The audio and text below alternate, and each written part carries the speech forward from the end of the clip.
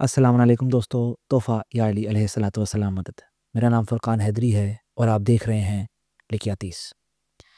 دوستو، آج کی ویڈیو بنانا میرے لیے بہت مشکل ہے۔ کئی مرتبہ میں نے کیمرہ آن کیا، ریکارڈ کا بٹن دبایا، پھر کچھ سوچ میں مبتلا ہو گیا اور ریکارڈ کا بٹن بند کر دیا۔ دوبارہ ہی یہی ہوا، سر جھکا کر سوچنے لگا کہ آج میں کیا بات کروں۔ جس کے بارے میں بات کرنا چاہتا ہوں اس کی زندگی ایسی ہے کہ میں کس طرح چند منٹوں میں اس کی زندگی کو بند کر دوں۔ تقریر میں کرتا نہیں ہوں اور اب آتی بھی نہیں ہے۔ تقریر کی ایک زمانہ ہو گیا ہے اور میں تقریر کرنا نہیں چاہتا۔ دوستو، اردو میں ایک لفظ ہے سوگوار۔ یہ بڑا دلچسپ لفظ ہے، اس کے بڑے دلچسپ معنی ہیں۔ خدا نہ کرے کہ کبھی یہ لفظ آپ کو خود کے لیے زندگی میں استعمال کرنا پڑے، لیکن میں آپ کو اس کی ایک چھوٹی سی مثال دیتا ہوں۔ سوگوار اسے کہتے ہیں کہ خدا نہ خواستہ آپ کے ساتھ یا میرے ساتھ یہ وقت آئے کہ ہمارا کوئی اپنا ہم کو چھوڑ کر چلا جائے، یا ہمارے کسی اپنے پر اتنی مصیبت ڈال دی جائے کہ جب ہم اس کے پاس اس کی عیادت کے لیے یا بیان کرنے کے لیے جائیں تو ہمیں یہ کہا جائے کہ یہ سوگوار ہے۔ گویا سوگوار کا معنی یہ ہوتا ہے کہ غم کی رسم یا سوگ کی رسم بجا لانے والا شخص یا سوگ منانے والا شخص، اسے سوگوار کہتے ہیں۔ اب ایک قدم آگے بڑھتے ہیں۔ دوستو، سوگ کے بھی مدارج ہیں، زینے ہیں۔ مثال کے طور پر ایک سوگ وہ ہے جو ہم اپنے والدین کا یا اپنے کسی قریبی کا، اپنے دوست کا مناتے ہیں، اور ہمیں اس کا دکھ بھی، اس کا غم، اس کا ملال بھی اسی درجے کے حساب سے ہوتا ہے۔ یعنی مثال کے طور پر اگر خدا نہ خواستہ آپ کے والدین اس دنیا سے چلے گئے ہیں، تو آپ جب اپنے والدین کا سوگ منائیں گے تو اس سوگ کے دوران آپ کو وہ تمام باتیں یاد آئیں گی جو آپ کے والدین آپ کے ساتھ جس طرح وہ شفقت سے پیش آتے تھے، یا جس طرح وہ آپ کے ساتھ کھیلا کودا کرتے تھے یا آپ کو ڈانٹا کرتے تھے۔ یہ تمام چیزیں آپ کو اس کی یاد دلائیں گی۔ جب آپ سوگ کے ماحول میں ہوں گے اور جب آپ سوگ کے کیفیت میں ہوں گے تو آپ کو وہ تمام باتیں یاد آئیں گی، یعنی کہ یہ ایک سوگ کا درجہ ہے۔ اب تھوڑا سا اور آگے چلتے ہیں۔ آپ دیکھ رہے ہیں میں کتنی آرام سے بات کر رہا ہوں، کیونکہ میں خود بھی سمجھ نہیں پا رہا کہ میں یہ ویڈیو کس طرح بناؤں گا۔ آج ایک عجیب سی کیفیت ہے، مجھے اس کیفیت میں خود کو لانا پڑا ہے اور ایک عجیب سی کیفیت میں مبتلا ہوں میں کافی دیر سے سوچ رہا تھا کہ میں اس ویڈیو کا عنوان کیا رکھوں، اس کی تمہید کیا بناؤں، تو میں نے یہ تمہید رکھی ہے۔ اب آپ دیکھ لیجئے کہ کسی کام کی ہے یا نہیں، یا آپ سمجھ پا رہے ہیں یا نہیں۔ سوگ کے مدارج ہیں، اور جیسے میں نے کہا کہ والدین کا سوگ منایا جائے تو وہ ڈیفرنٹ ہٹ کرتا ہے۔ آپ کو اپنے والدین کے ساتھ بتائے ہوئے تمام اچھے برے لمحات یاد آتے ہیں، آپ کو اپنے والدین کی قدر ہوتی ہے، آپ کو یہ احساس ہوتا ہے کہ آپ کے والدین آپ کے لیے کیا اہمیت رکھتے تھے۔ تھوڑا سا اور آگے چلتے ہیں۔ اگر آپ اپنے وقت کے بادشاہ کا سوگ منا رہے ہیں تو پھر اگر آپ اس کے ساتھ منسلک بھی ہیں تو پھر آپ کو یاد آئے گا کہ وہ غریبوں کے لیے کتنا شفیق تھا، آپ کے لیے ایک والد کا درجہ رکھتا تھا، اس نے عوام کے لیے کیا کیا کیا ہے، اور پھر اس کا سوگ اسی درجے پر فائز ہوگا۔ یعنی اس کا جو سوگ آپ کو ہٹ کرے گا، اس کا جو دکھ آپ کو ہٹ کرے گا، وہ اسی معیار پر ہوگا۔ تھوڑا اور آگے چلتے ہیں۔ اگر وہ سوگ ایک روحانی باپ کا ہو، یعنی وہ ہستی کہ جس سے آپ نے پہلی سانس لینے سے لے کر زندگی میں اس لمحے تک عشق کیا ہے، آپ اسے کبھی ملے نہیں ہیں، آپ نے صرف اس کے بارے میں سنا ہے، پڑھا ہے، لیکن آپ یہ جانتے ہیں کہ وہ شخص پوری کائنات کا داتا، پوری کائنات کا رکھوالا، پوری کائنات کا رازق، اور پوری کائنات کو اپنی مٹھی میں سمیٹے ہوئے ہے۔ اور پھر جب آپ اس پر ہوئے مظالم سنتے ہیں، اس کی شہادت سنتے ہیں، تو پھر جتنا آپ فیدم کر سکتے ہیں، جتنا آپ سوچ سکتے ہیں، آپ کو اتنا ہی وہ اثر کرتا ہے۔ مثال کے طور پر اگر میری سوچ ہی یہاں تک ہے، میں سوچ ہی اتنا سکتا ہوں کہ اس شخص کے ساتھ اتنے مظالم ہوئے، اس کے آگے کا ظلم میں سوچ ہی نہیں سکتا، میرا ادراک، میرا ذہن وہاں تک پہنچ ہی نہیں سکتا، تو میرے سوگ کا معیار اتنا ہوگا۔ لیکن اگر کوئی ایک ایسا شخص ہو جس نے وہ مظالم اپنی آنکھوں سے دیکھے ہوں، وہ ایک ایک چیز کو جانتا ہو کہ یہ کس طرح ہوئی ہے، تو پھر اس کا سوگ کا معیار اس کے اپنے مقام کے عین مطابق ہوگا، اور جس کے متعلق وہ سوگ منایا جا رہا ہے اس کے عین مطابق ہوگا۔ یعنی کہ اگر میں یہ کہہ دوں کہ خدا اس کا سوگوار ہے، چلیں میرا کہنا نہ کہنا تو کوئی فرق، کوئی اس میں کوئی ویلیو نہیں ہے، کیونکہ ہم جو ادب سے تعلق رکھتے ہیں، جو شاعری سے تعلق رکھتے ہیں، وہ کبھی کبھی مبالغہ آرائی سے بھی کام لیتے ہیں، تعلی سے بھی کام لیتے ہیں، تو ہم یہ کہہ سکتے ہیں کہ اس کا سوگوار خدا ہے۔ لیکن اگر خدا خود کہے کہ میں اس کا سوگوار ہوں، تو پھر آپ اس بات کا اندازہ لگا سکتے ہیں کہ خدا جو کہ کل کا خدا ہے، وہ کل جانتا ہے، یعنی وہ کل دیکھ رہا ہے، وہ اس ہستی کے مقام سے واقف ہے، وہ اس ہستی کے ہوئے مظالم سے واقف ہے، اس پر ہوئے مظالم سے واقف ہے۔ تو پھر آپ یہ سوچ سکتے ہیں کہ جب خدا یہ کہتا ہے کہ میں سوگوار ہوں، تو پھر خدا کے سوگ کا کیا مقام ہوگا، اس کا کیا لیول ہوگا، آپ فیدم بھی نہیں کر سکتے۔ اور اگر کوئی شخص یہ کہہ دے کہ یہ سوگ میں خدا کا شریک ہے، یہ تو سیدھی سیدھی مبالغہ آرائی ہوگی، ہے نا، سیدھی مبالغہ آرائی ہے، یعنی کہ سیدھا غلو ہے۔ خدا کا مقابلہ کیسے کوئی کر سکتا ہے سوگ میں؟ خدا جو کل جانتا ہے، خدا جو کل دیکھ چکا ہے۔ لیکن اگر یہ میں نہ کہوں اور اگر یہ آپ نہ کہیں، اگر یہ کوئی ایسی ہستی کہے جس کے متعلق قرآن کہہ دیتا ہے ما ینطق عن الہوا ان ہوا الا وحی یوحی، اور اس ہستی کے متعلق ما ینطق کی زبان کہہ دے کہ انی تارکم فیکم الثقلین کتاب اللہ و رتیب، میں آپ کے لیے دو گراں قدر چیزیں چھوڑے جا رہا ہوں، ایک اللہ کی کتاب اور ایک میری اطرت۔ اگر اس اطرت میں سے کوئی یہ شخص کہہ دے کہ یہ فلاں شخص جو ہے یہ سوگ میں خدا کا شریک ہے، تو ایک انسان اس شخص کے متعلق کیا سوچے گا؟ ایک انسان اس شخص کے متعلق کیا فیدم کر سکے گا کہ یہ سوگ کی کس درجے پر فائز ہے، یہ کس طرح اس سوگ کو، اس ہستی پر ہوئے مظالم کو دیکھتا ہے، جبکہ یہ شخص اس ہستی کے دنیا سے چلے جانے کے 150 سال بعد آ رہا ہے، لیکن یہ کیسے دیکھ رہا ہے؟ آپ سمجھ رہے ہیں کہ میں کیا کہہ رہا ہوں؟ آپ اب اس بات کو سمجھ سکے ہیں کہ میرے لیے یہ ویڈیو بنانا کتنا مشکل ہے، کیونکہ یہ ویڈیو جو بن رہی ہے حسن بن علی الخزائی بالمعروف دیب الخزائی پر، جس کے متعلق امام رضا نے کہا تھا کہ یہ سوگ اہل بیت میں خدا کا شریک ہے، یعنی کہ یہ اہل بیت کا سوگوار ہے شرکت خدا میں۔ کیا یہ چھوٹی بات ہے؟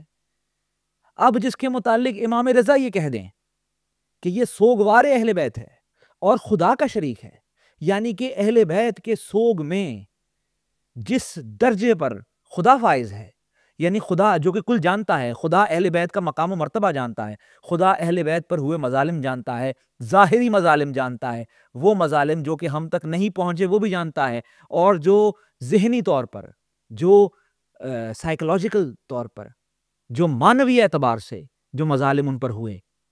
جس طرح میرا ایک بہت پرانا شعر ہے، میں ہمیشہ کہتا ہوں، حسنین اکبر صاحب کی ایک زمین تھی، خدا کرے شعر یاد آ جائے مجھے، موضوع سے میں ہٹ نہ جاؤں، لیکن آج میں نے خود کو کھلا چھوڑ دیا ہے کہ میں جتنی بات جیسے بات کروں میں کروں، کیونکہ میں آج اپنے آپے میں نہیں ہوں۔ تو حسنین اکبر صاحب کا ایک زمین تھی، ایک ان کا سلام تھا، بندگی کے نام بندہ پروری کا فیصلہ، عصر عاشورہ نے لکھا ہر صدی کا فیصلہ۔ اس پر میرا ایک شعر تھا کہ اس سے بڑھ کر اور کیا ہوگی غریبی کی دلیل، اس سے بڑھ کر اور کیا ہوگی غریبی کی دلیل، دریا سازوں نے کیا تشنا لبی کا فیصلہ۔ اب جو دریا ساز ہیں انہوں نے تشنا لبی کا فیصلہ کر لیا، یہ غریبی کی دلیل ہے ان کے لیے، اور یہ جو سوچ کر دل پر پتھر رکھ کر جو فیصلہ انہوں نے کیا ہے، اس سے ہم تو واقف نہیں ہیں، یہ تو صرف خدا جانتا ہے یا وہ جانتے ہیں۔ اور پھر اہل بیت اطہار کہتے ہیں کہ نہیں، ایک تیسرا بھی ہے جو جانتا ہے. کون ہے وہ؟ یہ دیبل جانتا ہے. اب اس کے بارے میں اور کیا بات کر سکتا ہوں؟ میں آپ حضرات کے ساتھ دیبل کی تاریخ پر لمبی بات کر سکتا ہوں. میں بتا سکتا ہوں کہ دیبل کب دنیا میں آیا، دیبل نے کس کس چیز پر کیا کیا کلام لکھا، دیبل کے امام رضا کے، دیبل کے امام کاظم کے، دیبل کے امام جواد کے کیا کیا واقعات ہیں. میں آپ کے ساتھ صرف انہی چیزوں پر بات کر سکتا ہوں. لیکن کیا دیبل کی حقیقت کے متعلق میں بات کر سکتا ہوں؟ نہیں، میں نہیں کر سکتا. جس کے متعلق ائمہ اطہار نے خود کہہ دیا کہ صرف خدا جانتا تھا ان مصیبتوں کو، اور ایک تیسرا ہے جو جانتا ہے، اور وہ دیبل ہے. ہم جانتے ہیں، خدا جانتا ہے، اور ایک دیبل جانتا ہے. اب میں نہیں بالکل بھی دیبل کے کربلا شناسی، مصائب شناسی پر بات نہیں کر سکتا. میں اس کی نظر کا احاطہ ہی نہیں کر سکتا کہ وہ شخص سوگ کے کس مقام پر فائز ہوگا. تاہم اگر وہ سوگ کے کس مقام پر فائز ہے تو پھر وہ معرف کے کس مقام پر فائز ہوگا. میں آپ حضرات کے ساتھ بس کچھ واقعات شیئر کر سکتا ہوں تو وہ میں کروں گا، لیکن اس کے علاوہ میرے ہاتھ میں کچھ بھی نہیں ہے. یہ دیبل کا مقام یا تو دیبل کے مالک جانتے ہیں یا ان کا مالک جانتا ہے. جس کے متعلق، جس کے لیے امام رضا خود منبر سے جمعے کا خطبہ چھوڑ کر اتر کر آئیں اور اس کا استقبال کریں اور اسے اس نام سے پکاریں، سوگوار آل محمد. اب اس کے آگے اور کوئی بھی شخص کیا کہہ سکتا ہے؟ میں ہوں یا کوئی بھی بڑے سے بڑا عالم ہی کیوں نہ ہو، وہ کیا کہہ سکتا ہے؟ اس کا مقام تو صرف وہی جانتے ہیں نا. دوستو، دیبل کے متعلق ہر شیعہ گھر کا بچہ جانتا ہے. جب امام رضا کا مصائب پڑھا جاتا ہے تو دیبل کے متعلق وہ معروف واقعہ ہر ذاکر، ہر عالم، ہر شاعر ضرور بیان کرتا ہے. جب دیبل نے اپنا معروف قصیدہ رائیہ سنایا تو اس کے بعد مولا رضا نے 2 شعروں کا اضافہ کیا. اب اس شخص کی سعادت، اس شخص کے معیار و مرتبے کے بارے میں کوئی بھی شخص، کوئی بھی عام بشر کیا بات کر سکتا ہے کہ جس کا لکھا ہوا قصیدہ، بے شک اس پر ہماری بات ہوئی ہے، کئی مرتبہ بات ہوئی ہے کہ جو عطا بھی ہوتی ہے وہ بھی انہی کی طرف سے ہوتی ہے، لیکن جس کا لکھا ہوا قصیدہ اس کے مالک کے روضے پر آج بھی لکھا ہوا ہو. یعنی دیبل کا نام عام شعراء کی طرح نہیں ہے. دیبل عام شعراء کی طرح نہیں ہے جنہیں کتابوں میں ڈھونڈا جاتا ہے. دیبل وہ شخص ہے جس کا کلام اس کے مالک کے روضے پر باب صدر پر لکھا ہوا ہے. یعنی کوئی بھی آنے جانے والا شخص جب اس دروازے کی جانب دیکھتا ہے اور اپنی مرادیں، اپنی منتیں مانگتا ہے، سامنے لکھا ہوا شعر دیبل کا ہے. گویا وہ دیبل کے کلام کی زیارت پہلے کرتا ہے اور اپنے امام کی زیارت بعد میں کرتا ہے. یہ مقام ہے دیبل کا. میں نے جیسے آپ حضرات سے کہا کہ دیبل کی تاریخ پر تو میں بہت بات کر سکتا ہوں، ہمارے پاس دیبل کے متعلق بہت کچھ ہے. ظاہر ہے دیبل کا مقام ہی ایسا ہے کہ اس کے متعلق تاریخ دانوں نے بہت لکھا ہے. طبقات الشعراء نے تو دیبل پر ایک پورا باب قائم کیا ہے 40-50 صفحات پر. علامہ امینی نے دیبل پر لکھا ہے. شیخ محسن الحکیم نے عیان الشیعہ میں دیبل پر پورا باب باندھا ہے. دیبل کے قصیدے، دیبل کے جو 2 معروف قصیدے ہیں، ایک تعلیہ اور ایک رائیہ، اس پر تو بہت کام ہوا ہے. اسی لیے میں آپ حضرات کے ساتھ یہ بات نہیں کروں گا کہ بھئی یہ خزاع قبیلے سے تھا، دیبل جو ہے وہ اس کا تعلق یمن سے تھا، دیبل کے اجداد مولا علی کے ہمراہ صفین میں لڑے اور شہادت کا مرتبہ پایا. یہ ساری باتیں میں نہیں کروں گا، یہ تو اس قوم کا بچہ بچہ جانتا ہے. تو میں اس کے متعلق کیا آپ حضرات سے بات کر لوں گا؟ میں آپ حضرات کو یہ نہیں کہوں گا کہ بھئی جو واقعہ مصائب کا ہر بچے بچے کی زبان پہ ہے، ہر بچے بچے کی زبان سے میں نے وہ شعر سنا ہے کہ جو جب بھی امام رضا کا مصائب سنایا جاتا ہے تو دیبل کا یہ واقعہ لازم سنایا جاتا ہے کہ دیبل نے اپنا قصیدہ رائیہ سنایا تو امام رضا نے کہا کہ یہ 2 مصرے بیچ میں شامل کر دو. اور جب دیبل نے یہ پوچھا کہ مولا یہ طوس میں قبر کس کی ہے، تو مولا رضا نے کہا یہ میری قبر ہے جو طوس میں ہوگی. تو یہ تو سب جانتے ہیں، یہ واقعات سب جانتے ہیں. میں یہاں پر آج دیبل کی معرف پر بات کرنے آیا ہوں، دیبل کے مائنڈ سیٹ پر بات کرنے آیا ہوں، جس کے بارے میں لوگ عموماً کم بات کرتے ہیں. دیبل کا مائنڈ سیٹ، دیبل کا معیار معرفت، اس پر بات کرنا چاہتا ہوں. دوستو، میں نے جب پہلی ویڈیو یعنی کہ جو تمہیدی ویڈیو بنائی تھی اس سیریز کی، تو میں نے آپ حضرات سے ایک روا روی میں چلتے چلتے دیبل کا ایک کال نقل کر دیا تھا کہ دیبل نے کہا کہ میں ساری زندگی پھانسی کا پھندا اپنے کھیسے میں لے کر گھوم رہا ہوں لیکن مجھے کوئی لگاتا نہیں.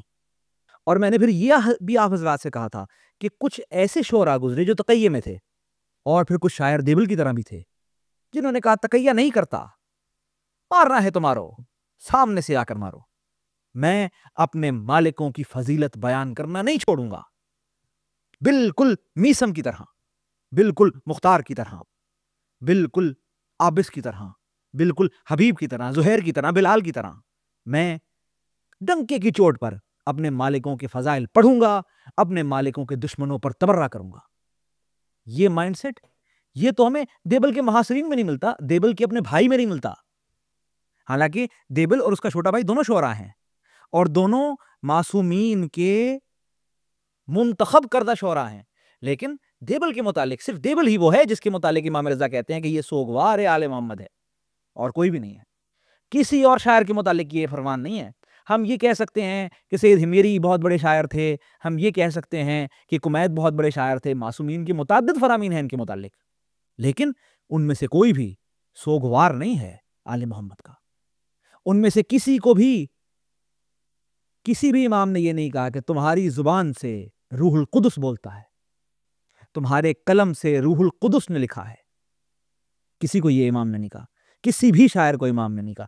اس لیے تو میں آپ حضرات سے کہتا تھا کہ میں پریشان ہو جاتا ہوں کہ جب میں اگلے شاعر پر بات کرنے چاہتا ہوں تو میں کہتا ہوں کہ یار پچھلے والے سے جو پچھلا شاعر جس پر میں نے بات کی اگلا تو اس سے بھی بہت بڑا ہے, اور دیبل پر تو بات کرنے کے لیے میں کام پتا رہا ہوں کافی دیر, میں بالکل حواس باختہ رہا ہوں کہ میں دیبل پر بات کروں بھی کس طرح. چلیں آپ حضرات کو صرف ریکارڈ کے لیے میں دیبل کی پوری سٹوری سنا دیتا ہوں, یعنی کہ دیبل کی پوری تاریخ بتا دیتا ہوں. دیبل امام کاظم کے دور میں پیدا ہوئے. دیبل کے اجداد کا تعلق یمن سے تھا جس طرح تمام خزا قبیلے کا تھا, اور وہ کوفہ میں رہتے تھے. کوفہ سے وہ مرو ہجرت کر گئے کیونکہ وہ ایک ایسا دور تھا کہ جب اہل تشیع ایران ہجرت کر رہے تھے, اور اس کا سر مرکز جو تھا وہ مدائن تھا, کیونکہ مدائن میں عرب اور عجم دونوں کی ایک ملی جلی کمیونٹی تھی. تو مدائن جایا کرتے تھے لوگ, اور وہاں سے اگر ان کو مناسب لگتا تھا تو پھر وہ مرو کی طرف چلے جایا کرتے تھے یا خراسان کی طرف چلے جایا کرتے تھے. لیکن دیبل کا کمال یہاں پر یہ ہے کہ دیبل نے جو کلام بھی اہل بیت کی مدح میں لکھا کسی کو نہیں سنایا جب تک کہ اہل بیت کو نہ سنا دیا ہو. مثال کے طور پر یہ قصیدہ رائیہ ہی لے لیجئے, یہ دو قصیدے ہیں, ایک تعلیہ اور ایک رائیہ. ان کے متعلق دیبل نے کہا تھا کہ یہ میری قبر میں میرے ساتھ رکھنا. سوسہ میں قبر ہے دیبل کی, زیارت کے لیے لوگ جاتے ہیں, آج بھی جاتے ہیں. تو دیبل نے یہ کہا تھا کہ یہ میری قبر میں یہ دو قصیدے رکھنا, اور بالخصوص یہ جو دو شعر امام رضا نے اس میں اضافہ کیا ہے یہ میرے کتبے پر لکھنا. آج بھی دیبل کے کتبے پر یہ دو شعر لکھے ہوئے ہیں. خیر پورا قصیدہ ہی لکھا ہوا ہے, لیکن یہ دو شعر جو اس کی وصیت تھی وہ بھی لکھے ہوئے ہیں. اور دیبل صرف کوئی عام شاعر نہیں ہے, دیبل حدیث خوان ہے, اور کوئی عام حدیث خوان بھی نہیں ہے. اگر دیبل نہ ہوتا تو ہمارے پاس جو کئی بڑی حدیثیں ہیں ہماری, یعنی کہ جو پہاڑ حدیثیں ہیں ہمارے مذہب کی, وہ ہم تک نہ پہنچتی. ایک مثال دیتا ہوں آپ حضرات کو. اب مالی شیخ توسی میں شیخ توسی خطبہ شکشکیہ کو دیبل سے نقل کرتے ہیں, یعنی کہ دیبل نے امام کاظم سے خطبہ شکشکیہ سنا. اب اگر نہج البلاغہ میں سے آپ خطبہ شکشکیہ کو نکال دیں تو نہج البلاغہ ادھوری محسوس ہوتی ہے. خیر نہج البلاغہ پر تو پھر کبھی بات کریں گے, نہج البلاغہ بھی میرا ایک ٹاپک ہے جس پر میں نے بات کرنی ہے. کہنے کا مطلب یہ ہے کہ دیبل کوئی عام شاعر نہیں ہے, دیبل معصومین کا مہر یافتہ منتخب شدہ ذاکر ہے. اچھا, اور معجزات بھی اس کے ساتھ بہت سے ہوئے ہیں, یہ بھی بڑی کمال بات ہے. معرف پر بات ہو رہی ہے نا, معرفت دیبل پر بات کر رہے ہیں, تو معجزات بھی اس کے ساتھ بڑے کمال کے ہوئے ہیں. مثال کے طور پر اب یہ جب قصیدہ رائیہ اس نے سنا دیا, بہت گریہ ہوا, امام نے بھی بہت گریہ کیا, لوگوں نے بھی بہت گریہ کیا, ابا سلط نے بہت گریہ کیا, اور جتنے وہاں پر لوگ بیٹھے تھے انہوں نے بہت گریہ کیا. امام رضا نے اپنے منٹڈ کوئنز جو ان کے نام پر منٹ کیے گئے تھے, سکے 1000 سکے دیبل کو دیے. دیبل نے لوٹا دیا. دیبل نے کہا مجھے یہ سکے نہیں چاہیے, مجھے اپنا کوئی پرانا کرتا دے دیجئے. اب ظاہر ہے امام نے جو سکے دے دیے تھے وہ امام لے تو نہیں سکتے تھے. یہ تو آپ حضرات اس اصول سے واقف ہیں کہ جو ہم نے راہ خدا میں دے دیا اسے ہم واپس نہیں لیتے. امام نے اسے وہ سکے بھی دیے اور وہ کرتا بھی دے دیا. اب آگے بڑھتے ہیں. دیبل کہتا ہے کہ مولا مجھے یہ کرتا، مجھے سکے نہیں چاہیے. تو امام نے اس کے کندھے پر ہاتھ رکھ کے کہا کہ تمہیں اس کی ضرورت پڑے گی. دیبل چلا قم کی جانب. اب قم پہنچا، راستے میں تھا کہ ڈاکوؤں نے قافلے کو لوٹ لیا، کاروان کو لوٹ لیا. دیبل اور اس کے ساتھ جتنے بھی افراد تھے سب کا زیورات، سکے، اشرفیاں اور کپڑے شپڑے، کھانے پینے کا سامان سارا کا سارا لوٹ لیا گیا. اب دیبل بیٹھا دیکھ رہا ہے کہ وہ لٹیرے ڈاکو جو ہیں وہ سکے گن رہے ہیں اور ساتھ دیبل کا ہی کلام پڑھ رہے ہیں. اور دیبل بڑا حیران دیکھ رہا ہے اور کلام بھی یہی قصیدہ رائیہ پڑھ رہے ہیں. تو دیبل نے بہت آہستہ سے ان کے پاس جا کر کہا یہ کس کا کلام پڑھ رہے ہو؟ انہوں نے کہا کوئی خزا قبیلے کا ہے، کوئی خزائی ہے، دیبل نام ہے اس کا اور کمال کا شاعر ہے. دیبل نے مسکرائے کہا میں دیبل ہوں. اب وہ جو لٹیرے تھے جو قصیدہ پڑھ رہے تھے انہوں نے حیران ہو کر چونک کر دیبل کی طرف دیکھا. تم دیبل ہو؟ بھاگ کر گئے خیمے میں، اپنے سربراہ کو لے کر آئے. سربراہ نے جب دیکھا کہ یہ تو دیبل ہے، سربراہ نے اسے دوبارہ تصدیقاً پوچھا کہ آپ دیبل ہیں؟ اس نے کہا. سربراہ اسے اپنے خیمے میں لے گیا، وہاں پر بٹھایا، کھلایا پلایا اور ایک ریکویسٹ کی، صرف ایک ریکویسٹ ہے میری. دیبل نے کہا کیا؟ نے کہا پورا کلام سنا دیں. دیبل نے وہاں پر پورا کلام جو مولا رضا کو سنا کر آیا تھا، اور اب آپ دیکھیں کہ اس کلام کی کتنی دھوم تھی کہ دیبل جو کہ خراسان سے نکلا قم تک پہنچ رہا تھا، دیبل کا وہ قصیدہ رائیہ قم تک دیبل سے پہلے پہنچ چکا تھا. یہ ہوتی ہے عزت. وَتُعِزُّ مَن تَشَاءُ وَتُذِلُّ مَن تَشَاءُ. مولا جسے نوازیں اسے کون پکڑ سکتا ہے بھائی. تو جب اس نے کہا کہ ایک ریکویسٹ ہے، مجھے یہ کلام سنا دو، دیبل نے پورا کلام سنایا. اس نے دیبل کو بھی اور کاروان کے تمام افراد کو چھوڑ دیا، مال بھی واپس کر دیا، سب واپس کر کے کہتے ہیں جاؤ. اب میں نہیں جانتا کہ وہ جو سربراہ تھا ان لٹیروں کا، ان ڈاکوؤں کا، اس کا کیا مائنڈ سیٹ تھا، اس پر میں کیا بات کر سکتا ہوں. خیر آگے چلتے ہیں. دیبل مرو میں پہنچے. اب جب مرو میں پہنچے تو وہاں پر بھی جناب اسی قصیدے کی دھوم تھی. لوگوں نے آ کر دیبل سے کہا ہم وہ قصیدہ سننا چاہتے ہیں. دیبل نے کہا نا ایسے نہیں سناؤں گا، جامع مسجد میں آؤ. سب کو مسجد میں بلایا گیا. دیبل نے وہاں پر مجلس منعقد کی اور اپنا پورا مرثیہ، جسے ہم آج کے دور میں مرثیہ کہہ سکتے ہیں کیونکہ اپنی حیت کے اعتبار سے وہ مرثیہ نہیں ہے، لیکن قصیدہ جس میں مصائب کے جملے بھی تھے، بلکہ بیشتر مصائب کے. اچھا وہ قصیدہ کیا ہے میں درمیان میں یہ بتا دوں کہ وہ صرف اہل بیت یعنی کہ 12 ائمہ اطہار کے متعلق نہیں ہے. وہ پورا کا پورا قصیدہ تمام بنی ہاشم کے مصائب پر، یعنی کہ حسنیوں کے واقعہ فخ پر بھی اس کے اندر کئی شعر ہیں دیبل کے، جس پر جب اس نے واقعہ فخ پر لکھا تو امام کاظم نے کہا کہ واقعہ فخ جو ہے وہ کربلا ثانی ہے اہل بیت کے لیے. یہ بھی امام کاظم نے دیبل کو ہی کہا ہے، لیکن وہ اس قصیدے پر نہیں، قصیدہ تعلیہ پہ کہا تھا. تو جناب وہ مرو میں پہنچے. مرو میں جامع مسجد میں مجلس منعقد کی گئی. دیبل نے کلام پڑھا، بہت گریا ہوا، بہت شور مچا، بہت واہ واہ بھی ہوئی، آہ آہ بھی ہوئی. اور اس کے بعد یہ خبر مل گئی کہ جناب دیبل کو تو امام رضا نے تبرکن اپنا کرتا دیا ہے. شور اٹھا کہ یہ کرتا ہمیں بیچ دو. 100 دینار کی آفر ہوئی، دیبل نے منع کیا. 1000 دینار کی آفر ہوئی، دیبل نے منع کیا. 10,000 دینار کی آفر ہوئی، دیبل نے منع کر دیا. سب کو منع کرنے کے بعد جب دیبل تھک ہار کر رات میں اپنے گھر آیا تو دیکھا وہ تو کرتا ہی چوری ہو چکا ہے. اور صرف کرتا چوری نہیں ہوا، تمام چیزیں یعنی کہ اس کی جتنی جمع پونجی تھی دیبل کی وہ تمام کی تمام چوری ہو چکی ہیں. اچھا دیبل حیران پریشان ہکا بکا کہ یہ میرے ساتھ کیا ہو گیا ہے، کرتا چوری ہو گیا. دیبل جناب مرو کے سربراہ کے پاس گیا، وہاں پر جا کر اپنا قضیہ رکھا کہ یہ میرے ساتھ معاملہ ہوا ہے، یہ مولا کا کرتا ہی چوری ہو گیا ہے جناب. وہ انہوں نے کہا فکر مت کرو، ہم جانتے ہیں کس نے چوری کیا ہے، ابھی واپس آ جاتا ہے. جناب ان چوروں کو بلایا گیا. چور بھی کس طرح کے چور تھے، انہوں نے کہا نہیں بھائی ہم نہیں دیتے.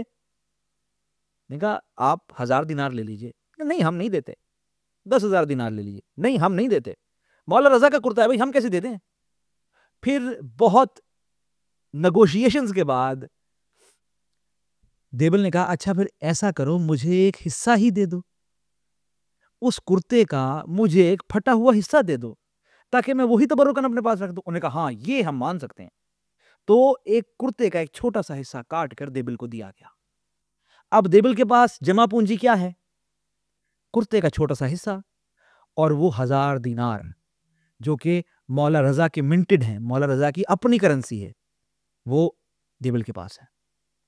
دیبل نے اس 1000 دینار میں سے ہر ایک دینار کو 100 دینار میں بیچا، اور اسی کے ساتھ اس کی تمام جمع پونجی واپس آ گئی، اس کا تمام مال واپس آ گیا، اور امام کا کہا بھی پورا ہو گیا کہ تمہیں اس کی ضرورت پڑے گی۔ اب جناب یہ جو کرتا تھا، کرتے کا جو حصہ تھا، یہ بھی ظاہر ہے جن مالکوں کا کرتا تھا اب اس میں کیسے شفا نہ ہوتی۔ دیبل کی کنیز بہت بیمار تھی، بہت علیل تھی، یہاں تک کہ اس کی آنکھوں میں ایک ایسا مرض، وہ اپنے آنکھوں کے ایسے مرض میں مبتلا ہو گئی تھی کہ طبیب نے کہا تھا کہ اس کی آنکھیں اب رہیں گی نہیں، اندھی ہو جائے گی۔ بہت پریشان اور بہت دکھی ہو کر دیبل نے بیٹھ کر سوچنے لگا کہ کیا کروں میں۔ سوچ ہی رہا تھا کہ اسے یاد آیا کہ میرے پاس تو شفا خانہ موجود ہے، میں کیوں پریشان ہو رہا ہوں۔ فوراً اپنے کمرے میں گیا، بکسا کھولا، اور دونوں ہاتھوں سے جس طرح قرآن اٹھاتے ہیں، دیبل نے اس کرتے کو اٹھایا اور اس کنیز کی آنکھوں سے مس کیا، اور آگے آپ جانتے ہیں کیا ہوا۔ یہ ساری باتیں شیعہ گھر کا بچہ بچہ جانتا ہے، میں صرف ریکارڈ کے طور پر یہاں پر بیان کر رہا ہوں، ورنہ اس میں سے ایسی کوئی بات نہیں تھی کہ جو ہمارے قوم کا بچہ بچہ نہیں جانتا۔ دیبل کا نام تو ہر کوئی جانتا ہے۔ خیر، دیبل کا ایک اور قصیدہ بھی موجود ہے، اور وہ بہت مختصر ہے۔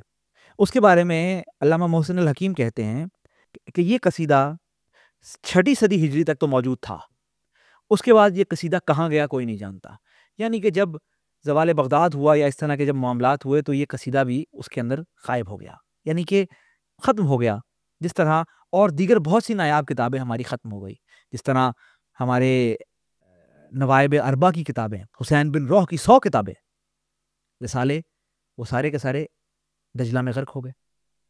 خیر، علامہ محسن الحکیم یہ لکھتے ہیں کہ معذرت علامہ محسن الامین یہ لکھتے ہیں کہ اس کے کچھ ہی شعر ہمارے پاس موجود ہیں، اور وہ شعر کیونکہ احادیث میں شامل ہیں تو وہ ہمارے پاس موجود ہیں۔ جس طرح امام جواد سے ایک مرتبہ امام جواد کو دیبل نے یہ قصیدہ سنایا، اور اس قصیدے میں امام زمانہ کا ذکر تھا، تو جب قصیدہ ختم ہوا تو امام جواد نے کہا کہ تمہارے قلم سے روح القدس بولتا ہے، کیا تم جانتے ہو کہ یہ کون ہے جس کے متعلق تم بات کر رہے ہو؟ دیبل نے کہا میں نہیں جانتا، لیکن میں نے آپ کے بابا سے اور ان کے بابا سے حجت القائم اجل اللہ تعالیٰ فرجہ شریف کے بارے میں بہت سنا ہے، اور میرا ایمان ہے ان پر کہ یہ آئیں گے اور کائنات کو ظلم و جور سے خالی کر دیں گے، پاک کر دیں گے۔ تو امام جواد نے کہا کہ میرے بعد میرا بیٹا علی ہے، اس کے بعد اس کا بیٹا حسن ہے، اور اس کے بعد اس کا بیٹا یعنی کہ حسن کا بیٹا حجت القائم ہیں، جو کہ غیبت میں جائیں گے، اور اس کے بعد جب خدا کی مرضی ہوگی تب آئیں گے۔ آگے دیبل سوال کرتا ہے اچھا مولا کیسے واپس آئیں گے؟ کیا کمال جواب ہے امام جواد کا۔ امام جواد کہتے ہیں قائم کی آمد بالکل لمحے کی مانند ہے، یوں آیا بس، اور کوئی بھی نہیں سمجھ پائے گا کہ کب آیا۔ اور شہادت، ارے کیا شہادت پائی ہے دیبل نے۔ متوکل عباسی نے مولا حسین کے قبر کو مسمار کیا، جو کہ بہت بار ہوا ہے، دیبل سے رہا نہ گیا۔ دیبل نے متوکل کے خلاف ایک پوری حجو لکھ ڈالی، اور ایسی شدید اور ایسی سخت حجو کہ جس کے اندر اس نے کسی بھی چیز کا خیال نہیں کیا۔ جیسے میں نے کہا تھا کہ دیبل وہ شخص ہے جس نے کسی چیز کا خیال نہیں کیا، کبھی تقیہ نہیں کیا۔ دیبل نے کبھی یہ نہیں سوچا کہ یہ بات ان کے سامنے کرنے والی ہے، یعنی ڈنکے کی چوٹ پر اپنے عقیدے کا اظہار کیا دیبل نے، اور یہی کیا اس نے اب بھی۔ اس نے متوکل کے خلاف اور تمام عباسی خلفاء کے خلاف اس نے ہر بات اس حجو میں لکھ دی کہ اس کا باپ یہ کیا، اس کے باپ نے یہ کیا، اس کے باپ نے یہ کیا، ہارون نے امام کاظم کو شہید کیا، مامون نے امام رضا کو شہید کیا، اور اس طرح کرتے کرتے کرتے کرتے کرتے اس نے پورا جناب ایک پوری تاریخ اس دور تک کے عباسی حکمرانوں کی لکھ ڈالی۔ اس کے بعد جو ہونا تھا وہی ہوا، جام شہادت نوش کیا، اور ہمارے لیے جاویداں ہو گئے۔ دس از دیبل خزائی. یہ ہے دیبل. دیبل کی شاعری، دیبل کی تاریخ، دیبل کا مولا رضا کے ساتھ، مولا کاظم کے ساتھ یا مولا جواد کے ساتھ انٹریکشنز، ان کی آپس کی گفتگو. دس از ناٹ دیبل. دیبل کیا ہے؟ دیبل ہے سوگوار اہل بیت. یہ ہے دیبل. دیبل وہ ہے جس کے متعلق امام کہتے ہیں کہ اس کے منہ سے روح القدس بولتا ہے. اگر دیبل کو سمجھنا ہے تو تاریخ سمجھ میں نہیں آتی دیبل کی. تاریخ میں دیبل نہیں ملے گا آپ کو. اگر دیبل کو سمجھنا ہے تو عشق سمجھائے گا دیبل کیا ہے. وہی عشق جو ہم کو میسم میں نظر آتا ہے، وہی عشق جو ہم کو سلمان میں نظر آتا ہے، وہی عشق جو ہم کو قمبر میں نظر آتا ہے، وہی عشق جو ہم کو مالک اشتر میں نظر آتا ہے. یہ وہ عشق ہے. یہ عشق بتائے گا کہ دیبل کیا ہے. نہ میں کچھ کہہ سکتا ہوں، نہ آپ کچھ کہہ سکتے ہیں، اور نہ اس کائنات کا بڑے سے بڑا عالم کچھ کہہ سکتا ہے. یا تو عشق کہے گا یا صاحب عشق کہے گا. اس کے علاوہ اور کوئی کچھ نہیں کہہ سکتا.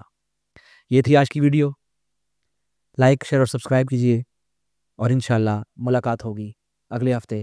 اور ہو سکتا ہے کہ اگلے ہفتے میں کوئی نئے ٹاپک لے کر آ جاؤں. 10 ویڈیوز ہو گئی ہیں شاعری اور اہل بیت سیریز کی، اور اس کے بعد اب جو شعراء آئیں گے ان پر خاصی طویل بات بھی ہوگی، کیونکہ ظاہر ہے 300 صدی ہجری تک ہم پہنچ گئے ہیں. اور اس کے بعد کہیں امیر خسرو بھی آئیں گے، یعنی کہ 200 سال کے گیپ کے بعد امیر خسرو بھی آئیں گے، اور پھر اردو شعراء کا سلسلہ شروع ہو جائے گا. تو وہ ان پر بھی بات کرنی ہے. میں آج بیٹھ کر سوچ رہا تھا کہ میں اگلا ٹاپک کیا شروع کروں. کسی شاعر پر بات کروں، کسی فلسفے پر بات کروں. تو جس پر بھی میں بات کرنے لگتا تھا میں کہتا تھا کہ یار اب مثال کے طور پر اقبال پر اگر میں اقبال کی کسی کلام پر بات کروں تو میں کہوں گا نہیں یار، شاعری اہل بیت سیریز میں نے بات کرنی ہے اقبال پر، تو پھر کیسے کر لوں. خیر یہ میرے ساتھ معاملہ رہتا ہے، میں کشمکش میں رہتا ہوں، تو یہ تو چلتا رہے گا. خیر میں اب آپ کو اگلے ہفتے ملوں گا. جمعے کو انشاءاللہ اقرا سیریز کی نئی ایپیسوڈ آئے گی، اور اس کے بعد اگلے ہفتے کسی نئے ٹاپک کے ساتھ آپ حضرات سے ملوں گا. اور ساتھ ساتھ شاعری اور اہل بیت کا سلسلہ بھی چلتا رہے گا، لیکن ہو سکتا ہے کوئی گیپ آ جائے، ہو سکتا ہے میں ایک نیا ٹاپک سٹارٹ کر لوں اور پھر ساتھ جوڑ کر کوئی کبھی یہ ویڈیو کبھی وہ ویڈیو آتی رہے. تو تب تک کے لیے مجھے اجازت دیجیے. میں ہوں فرقان حیدری اور آپ دیکھ رہے ہیں لکھی حدیث.